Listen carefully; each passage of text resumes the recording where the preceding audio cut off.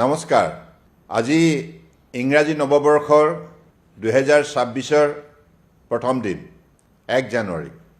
আজিৰ শুভক্ষণত শুভ দিনটোত মই অসমৰ বৰাক ব্ৰহ্মপুত্ৰ পাহাৰ ভৈয়ামত বসবাস কৰা প্ৰতিগৰাকী ব্যক্তিলৈ মোৰ আন্তৰিক নৱবৰ্ষৰ শুভেচ্ছা জ্ঞাপন কৰিলোঁ।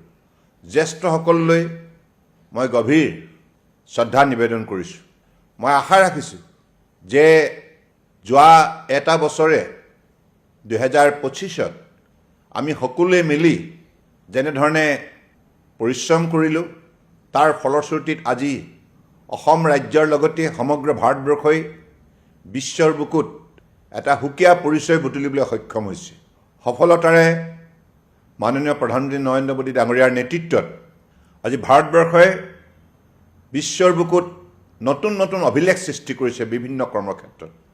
মই আশা ৰাখিছোঁ 2026 চনটো আমাৰ বাবে উল্লেখযোগ্য বৰ্ষ হিচাপে পৰিগণিত হ'ব আৰু আমাৰ অসমৰ প্ৰতিগৰাকী ব্যক্তিয়ে কঠোৰ পৰিশ্ৰমৰ সাধনাৰে নিজ নিজ কৰ্মক্ষেত্ৰত জিলিকি উঠিব। আমি স্বাৱলম্বী হ'ম, আমি সকলোৱে মিলাপ্ৰীতিৰে থাকিম। কাৰণ আমাৰ সাতামপুৰুষীয়া যি সামাজিক সাংস্কৃতিক আধ্যাত্মিক পৰম্পৰা মূল্যবোধ আছে, এই মূল্যবোধৰ আধাৰত বৃহত্তৰ অসমীয়া সমাজখন আমি শক্তিশালী কৰি তুলিম।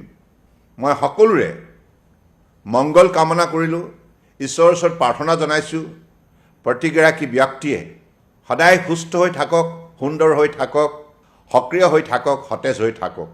মোৰ দৃঢ় বিশ্বাস প্ৰভুৱে আমাক সকলোকে এই ক্ষেত্ৰত কৃপাদৃষ্টি নিক্ষেপ কৰিব।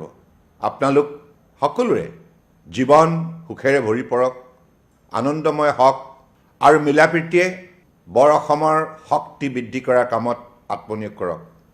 নমস্কাৰ, ধন্যবাদ। জয় আই অসম, ভাৰত মাতা কি জয়।